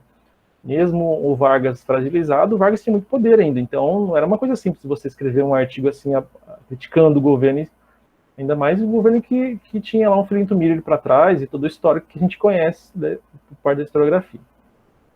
Então, seja essa questão do pluralismo, né, que envolvia a incorporação de uma aproximação com o comunismo, né, é um ponto aí que me parece que também gera um certo dissabor, né, seja com o Dom Jaime, mas confesso que não estudei, acho que precisa ser explorado isso, mas gera aí, digamos sim, com outros intelectuais. Há um número da revista Ordem, eu não estou enganado aqui, de 45 ou 46, que é inteiro, dedicado ao Jacques Maritain, né? E esse número é rebatido, né? Rebatido por outro, eu menciono isso no livro, inclusive, né? Por um conjunto de religiosos, de intelectuais, que ainda tinham uma imagem de um Jacques Maritain crítico do mundo moderno dos anos 20, né? E já Amoroso Lima e outros intelectuais já estavam mais nessa dimensão da democracia cristã, né? Tanto que o Partido Democrata Cristão sai logo ali em 47, né? 1947. Então, assim, efetivamente, não tem estudo a respeito, tem essas impressões. Aí eu também não sei, eu acho que é uma questão de tese. Eu não sei se a ida do Amoroso Lima para os Estados Unidos tem a ver com isso necessariamente, ou se tem alguma coisa pessoal, familiar, precisaria checar as cartas, ver como é que isso está posto. O que eu sei é que quando ele retorna de lá, e mesmo lá, por meio das cartas que nós tivemos acesso, né, ele tem um diálogo muito franco com o Jacques Maritain ainda, já tem outras influências que ele está lendo, né, e ele acaba já virando dos 50 para frente para os 60 ali, numa das referências, assim, obviamente, daquilo que alguns dizem, né, para ser apropriado como uma das referências do que seria a teologia da libertação mais adiante, né? Se aproxima desse campo, né, se torna referência, e na ditadura militar, ou civil-militar, estamos no claro, né? A tese, seja a tese do Marcelo Timóteo, ou o livro do Kenneth Serbin e de outros mais, vão demonstrar como que tanto a hierarquia da igreja, uma parte dela, quanto alguns intelectuais terão um peso importante de, num primeiro momento, se integrar na ditadura, né, apoiar, e depois de rebater. O Amoroso Lima, as obras ali, as publicações são assim de quem tinha muito, como poderia dizer, capital político, capital cultural e muita força para bater na ditadura no jornal e não desaparecer ou ser queimado num alto forno de usina de açúcar e álcool ou jogado ao mar, é porque tinha muito respeito, muita força aqui e fora daqui. Então, avancei um pouco, inclusive, mas não tem uma resposta concreta sobre esse ponto para você. Tem essas impressões de que tem a ver mesmo com o Jacques Maritain ali, né, com essa visão mais pluralista, que o Dom Jaime parece que não tinha nesse momento. Ou ele está ainda num vínculo que é de outra natureza, com outras leituras. Tá bem? Não sei se te ajuda, mas ajuda a pensar e não responder concretamente. Obrigado, Cândido, ajuda sim. Obrigado pela mediação, Leandro. Espero que as oportunidades de conversar com vocês aí possa ser uma primeira para estreitarmos laços, Claro. de pesquisas, não só em eventos, mas de colaboração de pesquisa mesmo. Acho que seria de muito interesse de nossa parte aqui da universidade, tá? Então, fica esse meu desejo aí expresso para o futuro. E não posso deixar de agradecer ao Jefferson, que fez o convite para que eu pudesse estar aqui, né? Tá a Bianca, da UEPG, também a Natália, que fez o doutorado na UEPG, está na UFMS. A gente tem uma teia de trabalho aqui, gostaríamos muito de colaborar e articular o máximo possível com vocês, tá? Muito obrigado. Ótimo. Bem, realmente gostaria não só de agradecer a todos que participaram, mandando perguntas, fazendo perguntas. No chat tem uma colaboração da Jaqueline, que não chega a ser uma pergunta, mas ela faz um comentário sobre o Teobaldo, que me parece que nos próximos dias a Jaqueline está defendendo o seu doutoramento. Então, a gente agradece realmente muito aí as perguntas de todos e a audiência. Já estamos aqui há 2 horas, né, nesse bate-papo, e vai ficar para o futuro, uma vez que fica gravado, a gente não sabe quem vai nos assistir mais à frente. Então, eu agradeço pessoalmente ao Cândido, porque a ideia desse primeiro momento, desse primeiro dia, era essa mesmo. Era tentar dar uma panorâmica da revista, tentar inserir a revista no contexto do pensamento brasileiro, do desenvolvimento, dos altos e baixos, da antilinearidade do pensamento, porque eu acho que o pensamento realmente ele não é linear. Isso ficou comprovado aqui hoje nas nossas conversas e nas respostas e na palestra do próprio Cândido. Mas agradecer de forma muito pessoal ao Cândido, né? Ou seja, se dispôs a estar aqui conosco já há 2 horas, estamos completando agora. E é um papo muito bom, é uma conversa que não se encerra aqui. E não se encerra porque realmente assim, a sensação que dá que quanto mais a gente vai puxando, vai abrindo, né, essa caixa, digamos assim, esse baú chamado a ordem, mais coisas vão se levantando, né? E daqui para frente, nos próximos encontros do ciclo, a ideia será exatamente essa, ou seja, pegar questões bem mais específicas, recortes bem mais específicos. O meu caso, por exemplo, vai ser sobre a questão do modernismo, como que o modernismo literário, como que a crítica literária esteve presente de forma muito contundente na revista Ordem. Então, Cândido, muito obrigado aí por essa sua imensa contribuição, imensa mesmo, que fique registrado essa parceria que é sua, como sempre, com o Vital, mas também a parceria com todos nós, né? Porque eu acho que a grande questão é a parceria humana, de troca de conhecimento, de intercâmbio. Então, muito obrigado a você pela noite de hoje, pelo fim de tarde e início de noite. E eu passo, então, a palavra ao Renato, né, para fazer as suas considerações finais. Não sei se o Jefferson também quer falar, mas passo, então, a palavra aí à direção. Obrigado, Leandro. Obrigado a todos pela paciência. Acho que foi um encontro maravilhoso. Foi o Cândido, muito obrigado. Acho que foi um panorama geral muito bom para iniciar esse ciclo sobre o centenário da Ordem. Realmente, isso vai ficar gravado, então acho que nós poderemos colher frutos desse primeiro encontro, dos encontros seguintes. Realmente, eu só queria mesmo, nesse final, agradecer a todos, ao Leandro, ao Jefferson, enfim, ao Kim, a Flávia, ao Alain, a todo mundo que chegou aqui até o final. Foi ótimo, é um começo muito auspicioso. E com isso eu passo a palavra ao Jefferson, né, que é o nosso editor da ordem, para encerrar aí o primeiro encontro de hoje. Bom, gente, como eu abri rapidamente, vou encerrar rapidamente. Muito obrigado por tudo. Eu fiquei muito feliz. Estou muito ansioso para o próximo encontro. Espero esse ambiente fraternal de diálogo, né? É isso. Eu queria só registrar, espero não ser indelicado, né? Como teve o neto do Alceu, nós também temos aqui, se salvo engano, o neto do Jacques Figueiredo, né? O Luiz Augusto, que ele e o irmão dele são sócios do centro, né? Queria também agradecer a presença dele. Especialmente é muito simbólico a presença de parentes dos antigos membros e até fundador, né, dos eventos. Então, queria agradecer a presença dele. Enfim, é isso. Muito obrigado a todos. Um ótimo fim de noite e até a próxima. Um abraço. Um abraço. Tchau, um abraço.